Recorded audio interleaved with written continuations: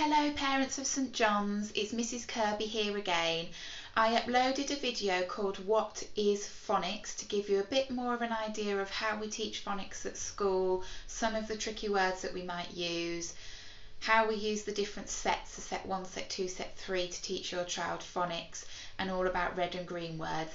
Today's instalment is all about sound buttons.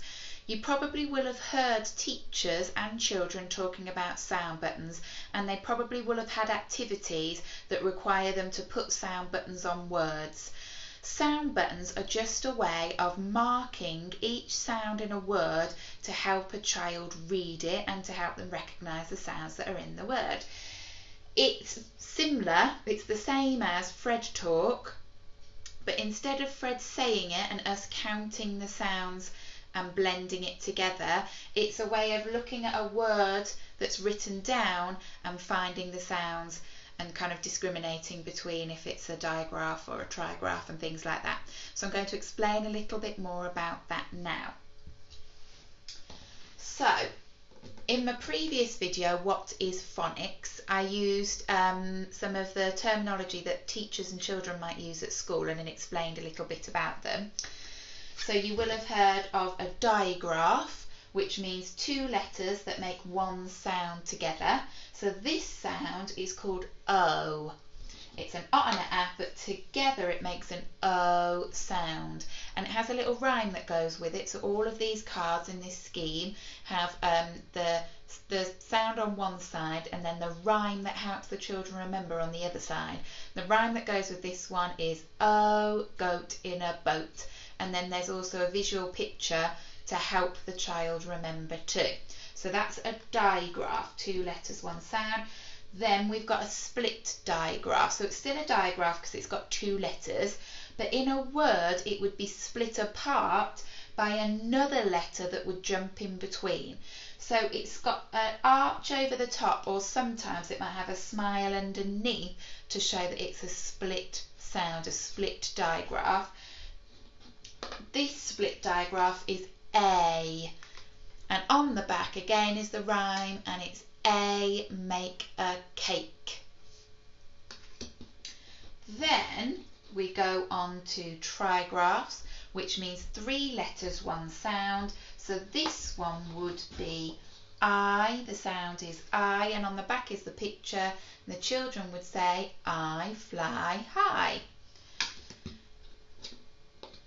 The children at the very start of their phonics journey learn about these. These are a single letter that makes a sound on its own. So this is and on the back is the picture, and the children would say leg to help them remember the sound. Okay.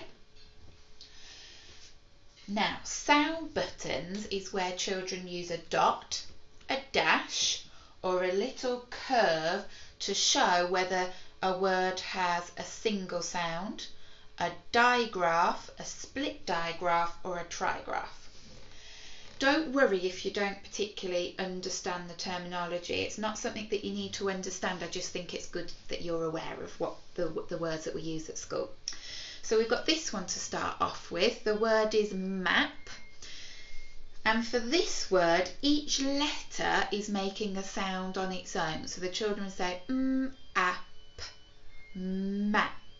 But we'd encourage them to put their sound buttons on so they can see that each letter is making a sound on its own. So is making a sound on its own, so we'd put a dot underneath it. A is making a sound on its own, so it needs a dot. P is making a sound on its own, so it needs a dot. And then the child would do something called segmenting and blending, where they say app, map. Then we go on to this word. It's a little bit more tricky because it's got this digraph in it. So in this word there's two letters that are making a sound together. The B is making a sound on its own, so it needs a dot. This O and A are making a sound together. They make the O sound. You wouldn't go B, O, at. You'd say b, o, t. So this needs a line underneath just those two letters to show that it's a digraph, and then the t would have a dot. B, o, one's a little bit harder because it's got a split digraph. It's got this split A sound in it. Makes a sound on its own. Then you've got A that's making a sound together, the A and the E. So it can have a smile underneath or an arch over the top. A, K.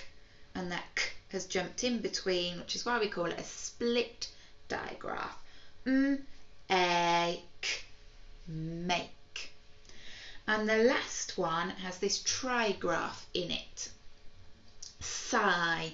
So you can hear S is making a sound on its own, so it would have a dot. Then we've got I that's making a sound together. So just like the split digraph had a line, it has a line too, but it goes under those 3 letters there. S, I, sigh. I hope that's helped you understand a little bit more about sound buttons and how children would use them. The reason they do this is so that they relate the Fred talk, which is where Fred the puppet only talks in sounds, to the words that they see on a page too. So you'd want your child to be doing this when they're looking for sounds in words, or if they've got some new words that they're learning with a new sound in. And the segmenting and blending you'd want children to be doing as they're reading their phonics books with you. I'll be posting some more videos that will help you out. Thank you for watching. Bye.